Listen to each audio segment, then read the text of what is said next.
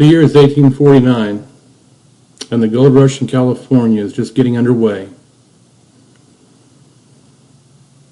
Countless men and women would work in the gold rush, also as well as the railroad companies are starting to lay tracks all throughout the western frontier. These men and women needed durable clothing to do their work. If you were to be mining or panning for gold and you found a gold nugget, the clothing in these days didn't allow itself to be very durable. If you had a gold nugget, you wanted to keep it on your person and you wanted to keep it close.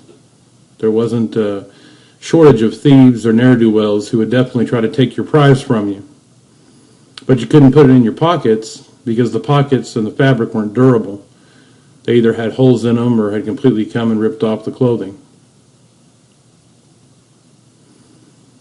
Who would have thought that a German immigrant and his family would not only come to clothe the gold rush and many of the men working for the railroad, but would also be durable and last and turn a company that would last to become a fashion icon into the next century.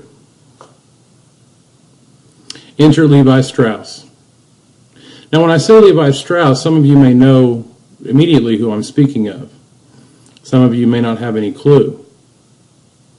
For those of you that don't have any idea who Levi Strauss is, it's very possible that your life has been affected by his inventions or patents in some way, shape, or form.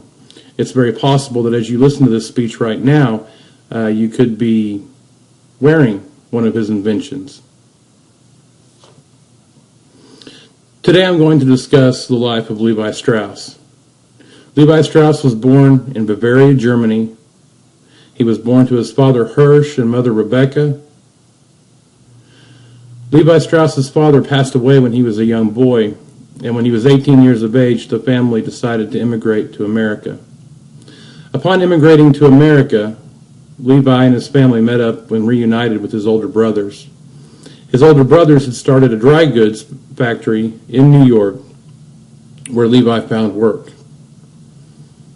After a few years of working in the factory for his older brothers, after Levi spent a few years in America and gained his citizenship, Levi decided by 1953, after he had heard all about the gold rush and all the things going out in the American West frontier, he decided that it was time to go west himself.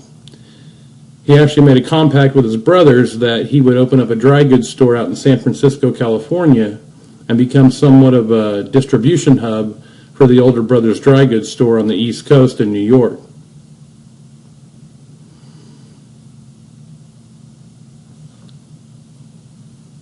Levi Strauss not only made and invented some of the most durable clothing, or blue jeans as they would become known, but he's also a great story of how an immigrant came to America and pursued the American dream.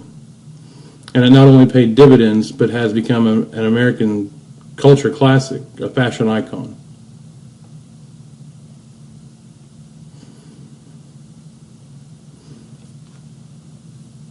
After a few years, there was a gentleman, a customer actually, of Levi Strauss, that used to buy textiles and cloth from Levi. This man's name was Jacob Davis. Jacob Davis settled in Utah and was actually he was an apprentice tailor, but then was a tailor of his own right for many, many years. This man, Jacob Davis, kept having people coming to him that were working saying that, we don't have any durable clothing, all of our pants are tearing up, we need something that, is affordable but is also durable. Jacob Davis was not well off financially, but what he lacked in finances, he gained in ingenuity. Jacob Davis is actually the person who invented what we now know as blue jeans, decided to agree with Mr. Jacob Davis and told him that he would basically fund his patent applications. In 1873, a patent was granted for a new design. At first, the pants were made with very heavy canvas, sometimes called duck canvas or duck material, but later a stronger form of denim was used to make these pants. the website Wikipedia.com stated that this success, this buying into by Levi Strauss, came to make him a millionaire, and that he was worth, at one point in his life, over $6 million. Of course, we have to remember that this is in the late 19th century. Today's dollars, that would be many, many more. After Levi Strauss made his successful invention profitable, he was a very charitable person. He was known to give to many charitable Catholic organizations. The website Biography.com stated that Levi Strauss was also the first to set up a synagogue in San Francisco as well. Levi Strauss and his family were Jewish, and that's one of the reasons as they left Bavaria, Germany, his family did, because they had been persecuted for their religious beliefs. Levi Strauss remained active in the company until his death. Levi Strauss never married and never had children, but he was all about family. Levi Strauss died at the age of 73 in San Francisco on September 26, 1902. Levi Strauss left his business basically to his nephews. One nephew in particular, Jacob Stern, not to be confused with Jacob Davis, the man who he helped fund patents with, but his nephew Jacob Stern took over the company as the president and CEO. You know, we hear all the time about the American dream, and Levi Strauss, I believe, is a textbook case of an immigrant who had a good work ethic, was also a good man, a good person, ethically speaking, and he just truly is a textbook example of the American dream. You know, what people were looking for when they came to this country many, many years ago, and when people even come to this country today, they're still looking for the American dream, per se. You know, through hard work and calculated risk, not only did Levi Strauss become a very profitable businessman, but he became a fashion icon that's lasted over the last century. You know, who doesn't know Levi's jeans? I mean, we all know Levi's jeans. We've all owned a pair, know someone that owns a pair. The mark that he has made and left on history is undeniable.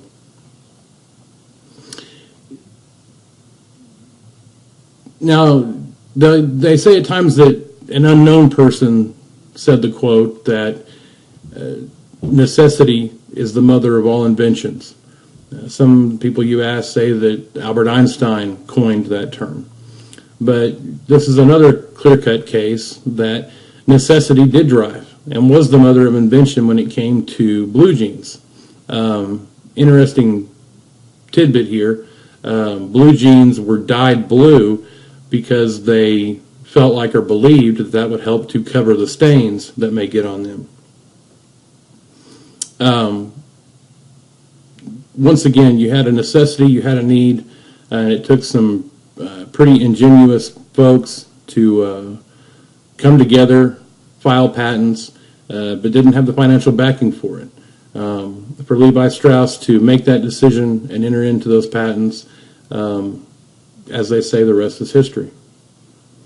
To any of you who just watched this speech, I would like to thank you for your time and attention, and thank you very much.